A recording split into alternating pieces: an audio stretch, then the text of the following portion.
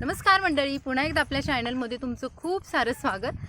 आत्ता मी शेतामध्ये आले. आज शेतामध्ये येण्याला एक विशेष कारण आहे आणि ते काय कारण आहे ते तुम्हाला मी सांगणार आहे. त्या अगोदर आमच्या इकडची हिरवीगार शेती तुम्ही बघत असाल, ज्याच्यामध्ये माझी साडीसुद्धा हिरवी हिरवी एकदम गार आहे. किती छान वाटते कॉम्बिनेशन.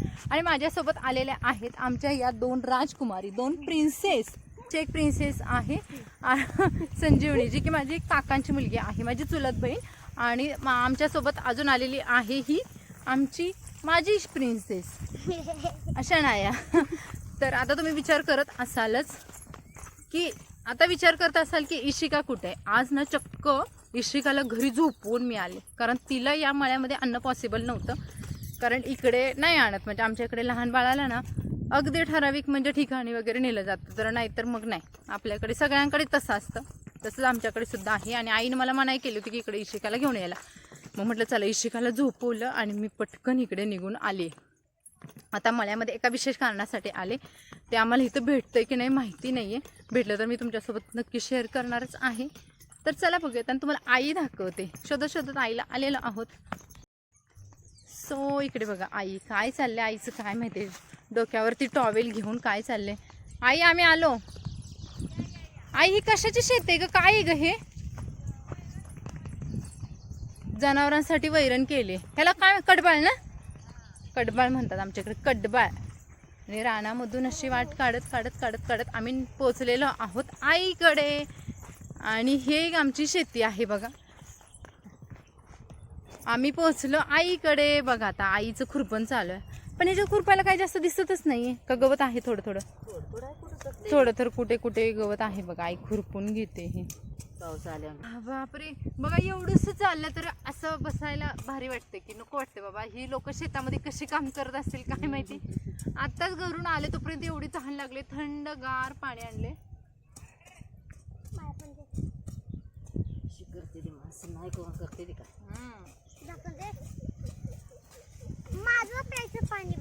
शेतकऱ्याचं कसं झालंय माहितीये का, त्यांना काम केल्याशिवाय पर्यायच राहिलेला नाहीये. शिवाय शेतमालाला भाव पण येत नाही. मग त्यामुळे ते लोकांचं खूप टेन्शन होतंय खरं बरं का. आजकाल शेतमालाला त्यांच्या कष्टानुसार भाव आला तर त्यांना अजून उत्साह येऊन अजून ते चांगल्या प्रकारे काम करतायत, मेहनत घेतायत.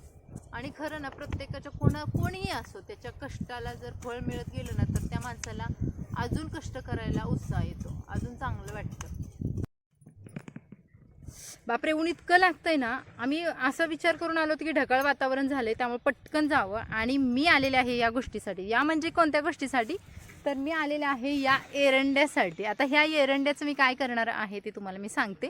तर ह्या एरंड्या आहेत, बघून घ्या. अशा पद्धतीचे हे एरंडे असतात आणि याच्यापासून तेल सुद्धा काढलं जातं. एरंडेल तेल असं असतं ते. पण आम्ही आता याचं तेल वगैरे काढणार नाहीये. तर आम्ही याचं बनवणार आहे आपल्या इशूसाठी काजळ. आता याचा जो व्हिडिओ आहे ना, तर तो मी तुमच्यासोबत शेअर केला होता अगोदर, ज्याच्यामध्ये ना आम्ही नॅचरली होममेड जे काजळ असतं ना, तर ते कसं बनवायचं ते मी तुम्हाला दाखवलं होतं. तर हे काजळ खरं खूप चांगलं असतं डोळ्यांसाठी वगैरे. आणि मुळात ना ह्याच्यामध्ये कोणते केमिकल नसल्यामुळे हे केमिकल फ्री असतं आणि मुलांच्या डोळ्यांसाठी खूप चांगलं आहे. मग हे आम्ही अशा पद्धतीचं, आता ही एरंडी आहेत ना, ही तोडते आणि घरी घेऊन जाते. तर याच्यात बघा आम्हाला थोडंसं दिसलं. आता आईने इकडे सांगितलं होतं, मी पण फर्स्ट टाइम आले इथे. तर इथे ये बघा, हे आपण झाडाला थोड्याशा एरंड्या लागलेल्या दिसत आहेत तुम्हाला इथे आणि इथे. त्यानंतर इकडे पण थोड्याफार आहेत, पण ते खूप असं इकडे काय माहिती नाही. इथं अक्षरशः छोटंसं ओढा असल्यासारखं आहे, त्यामुळे तिथं एरंड्या मी नाही घ्यायला जाणार. जेवढे इथे समोरून दिसत आहेत ना तेवढ्या मी काढून घेते. तुला माहिती आहे ना संजू कसं, पिशवी दे ग, चालूच नव्हते. पिशवी दे संजू.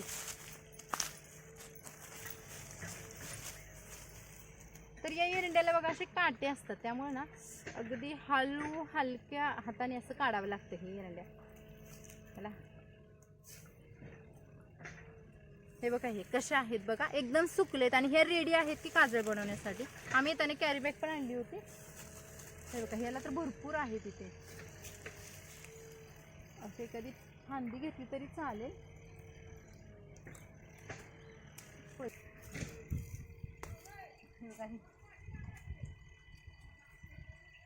याच्यामध्ये जे योग्य वाटेल ना, अगदी काटावरती झाड आले हे तर बघा.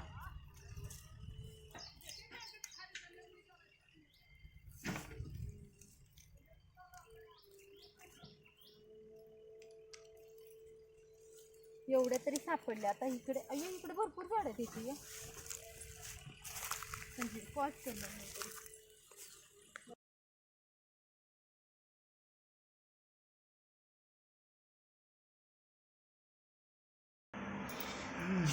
तर मंडळी बघा ह्याचं काय झालंय, हे जी माझी सेल्फी स्टिक होती ना याची स्प्रिंग हरवली. त्यामुळे याच्या आतमध्ये फक्त स्क्रू राहिला आणि त्यामुळे बघा हे असं होतं. मग याच्यामध्ये कॅमेरा बसतोय की नाही आता शंका येते मला. पण तरी पण ह्यालाच लावून असं शूट करायचं माझं चालू आहे. आता 2-3 दिवसापासून हे खराब झाले आणि नेमकं बघा जायच्या वेळेस हे खराब झाले. पण इट्स ओके, आता गेल्यानंतर मी याचं काही ते बघून घेईन. पण आता सध्या याच्यावरतीच व्हिडिओ बनवायला लागणार आहेत. आणि यांनी खरं मला खूप छान साथ दिली होती बरं का. मस्त आल्यापासून मी याच्यावरती छान व्हिडिओ बनवत होते. फक्त ये ना असं लूज झालं कारण याची स्प्रिंग हरवली. तर बघा मळ्यातून आणलेल्या ह्या ज्या एरंड्या आहेत ना, तर त्या एरंड्या आता ह्या पूर्ण अशा सुट्ट्या करून घेतल्या. ज्या झाडाला होत्या ना त्याच्यामध्ये काय काय खराब पण आहेत बघा. अशा त्याची जी घाण आहे ना तशी काढून घ्यायची.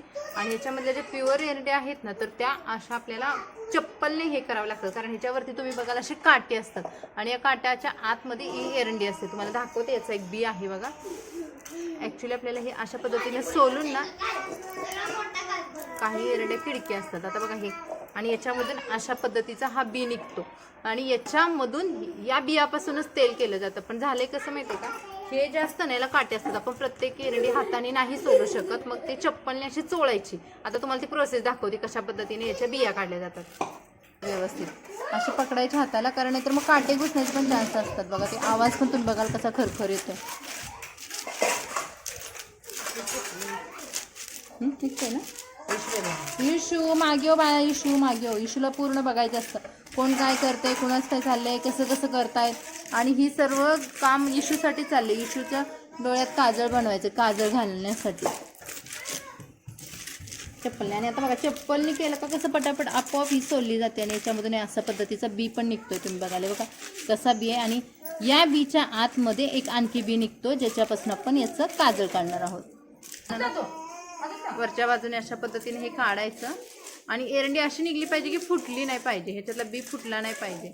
फुटला तरी काही हरकत नाही, पण ते ओता येत नाही बघा. आणि हा अशा पद्धतीचा पांढरा असा बी निघतो आणि याच्यापासूनच आपल्याला काजळ पडलं जातं. ते असं करावं लागतंय. मग वरचं जे कवर आहे ते निघतंय.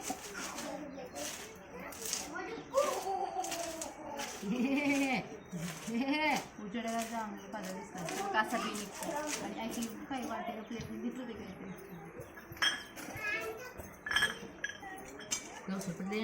ते फोडलेलं बी एवढं आहे. ते वाटी आहे ना, वाटीवर का फोडलेलं एखाद्याच्या वाटीवर आहे ना अगं.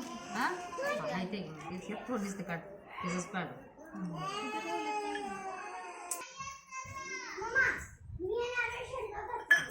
ही एरंड्या आता सोलून झाल्यात. एवढा आहे कचरा निघाला. याच्यामध्ये अजून बघितलं तर थोड्याफार निघतील, पण याच्यामध्ये बघा अशा सोलून झाल्या. त्यातला काहीतरी फुटलेले आहेत, बऱ्याचशा एरंड्या फुटलेत आणि काही चांगल्या निघाल्यात. आता ज्या चांगल्या निघालेत ना तर आई अशा ओवून घेते. आता ओवते कशामध्ये, तर लिंबाची काडी पण घेऊ शकतो किंवा अशी खराट्याची काडी घ्यायची आणि त्याच्यामध्ये आपल्याला ही एरंड्या ओवायच्या. ओवल्यामुळे कसं होतं की पुढची प्रोसेस काय आहे ती बघूयात.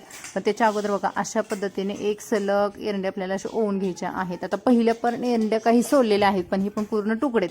आता तुकडे झाले तर आपण हे काही टाकून द्यायचे नाहीत, तर ह्याचं पण काय उपयोग करायचा, कशा पद्धतीने हे तुकडे सुद्धा त्याच्यामध्ये टाकायचे आणि काजळ पाडायची आपण बघूयात. अशा पद्धतीने ही जी अख्खी असेल ना तर अशी काडी घ्यायची, तिला टोक असायला पाहिजे आणि त्या टोकातून हा जो बी आहे ना तर तो अशा पद्धतीने गेला पाहिजे. हे बघा हे तुम्ही बघा अशा ओवायच्या, त्या पूर्ण आपल्याला अशा ओवायच्या असतात.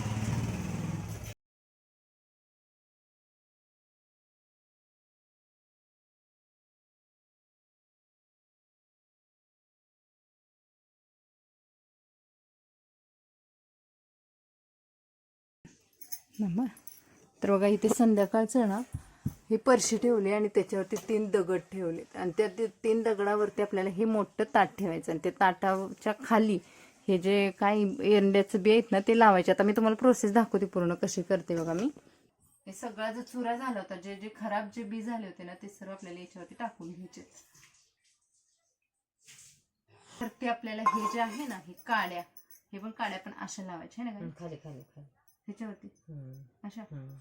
बघा हे मेणबत्तीने पेटवून घेते.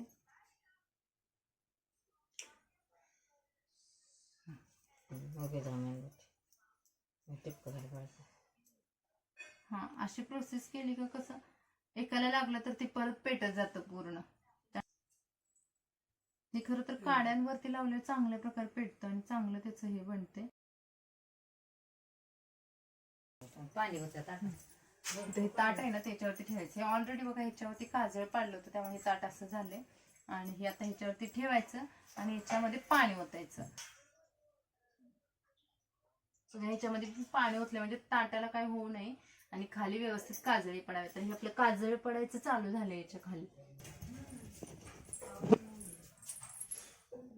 तर बघा मंडळी, रात्री आपण जे काजळ ठेवलं होतं ना, जे ताट ठेवलं होतं त्याच्या खाली काजळी तयार झाली आणि रात्री आम्ही काढलं नाही कारण खूप वेळ झाला होता. म्हटलं मग आता ते सकाळीच काढावं आणि तुमच्यासोबत व्यवस्थित शेअर करावं कारण सकाळी बाहेर पण उजेड असतो आणि ते तुम्हाला व्यवस्थित दाखवता येईल. तर आता ते काजळाचं ताट आहे ना आम्ही तसंच ठेवले. तर चला बघूयात. तर हे बघा, हे काजळाचं जे ताट होतं ना तर तसंच आहे अगदी. याच्यामध्ये पाणी आहे आणि हे पाणी आपल्याला ओतून काढायचं आहे आणि ह्याच्या खाली जी लागलेली काजळी आहे ना तर ते काजळ बनणार आहे. आता त्या काजळामध्ये काय ऍड करायचं ते पण मी तुम्हाला दाखवते. तर बघा, हे जे ताट आहे ना ह्याला जी काजळी चिटकली, आता हे पूर्ण आपल्याला काढायचंय. तर हाताने काढायला गेलं तर पूर्ण हातालाच लागेल आणि आपलं काजळ कमी होईल. तर त्यापेक्षा चाकू वगैरे घ्यायचा आणि त्यांनी ना असं एखादा पेपर वगैरे घेऊ शकता तुम्ही, प्लेट घ्या, काही घ्या, फक्त पेपर वगैरे कसं त्याच्यावरती जी काजळी पडते ना तर ती अशी चिपकत नाहीये आणि आपण व्यवस्थित एका जे कंटेनर तुम्ही घेणार आहे, डब्बी वगैरे काही पण असेल त्याच्यामध्ये तुम्ही व्यवस्थित टाकू शकता. आता बघा, ही अशा खायला नाही पडली का? आता अशा पद्धतीने बघा. तुम्ही बघा हे बघा काजळी कशी पडते ही.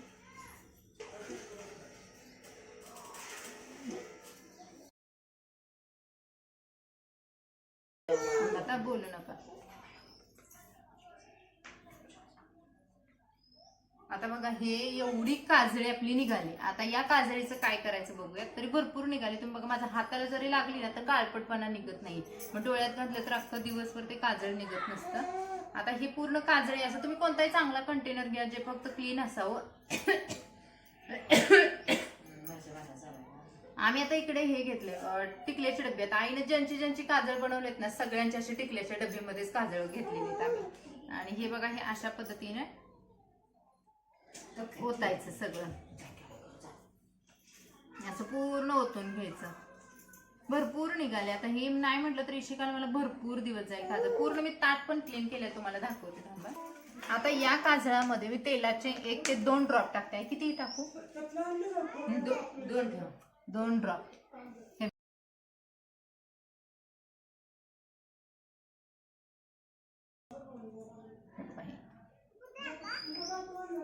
अशा पद्धतीने हे आता हे तेलामध्ये असं मिक्स करायचं. पण अजून वाटतं तेल लागणार आहे असं वाटतंय.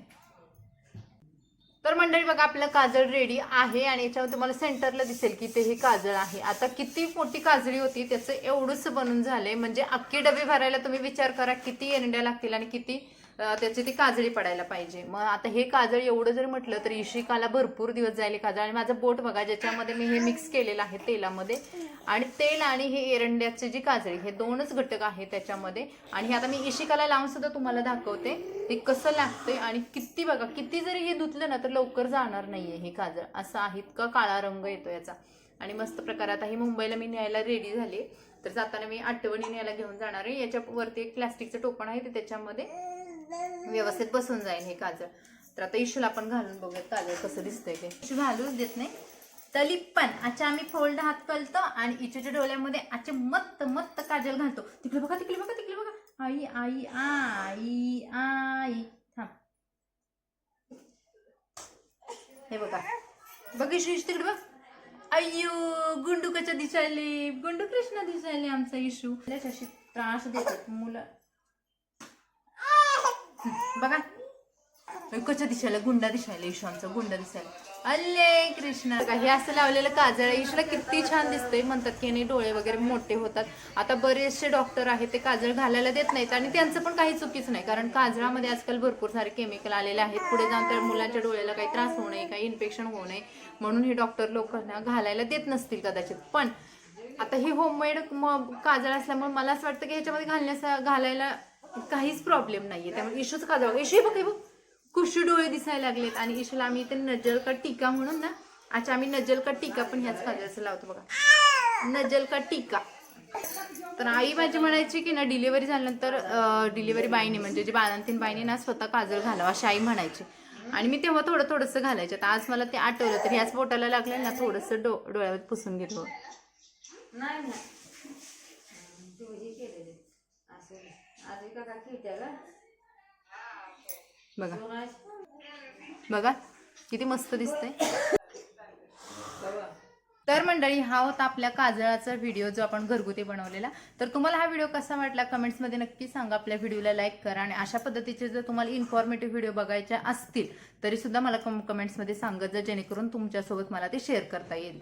आणि तुम्ही तुमच्या मैत्रिणींना सुद्धा शेअर करा, कारण भरपूर मैत्रिणींना याची गरज असते. नंतर कमेंट्स येतात की ताई हे काजळ कसं घालायचं, कुठलं कसं तुम्ही बनवलेलं आहे. तर तुम्ही हा व्हिडिओ बघा आणि तुमच्या गरजू मैत्रिणींना नक्की शेअर करा. इशिकाला बघा स्टँड हवाय त्यामुळे तिची धडपड चालली. गुंडू तू कसा दिसतोय, काला काला गुंडू दिसतोय आमच्या. बघा कच्चा झालाय हा गुंडू झालाय आमचा. तर मंडळी चला भेटू अशाच एका नवीन व्हिडिओ सोबत. तोपर्यंत मस्त राहा, खुश राहा आणि आपले व्हिडिओ छान प्रकारे एन्जॉय करत राहा. Bye bye.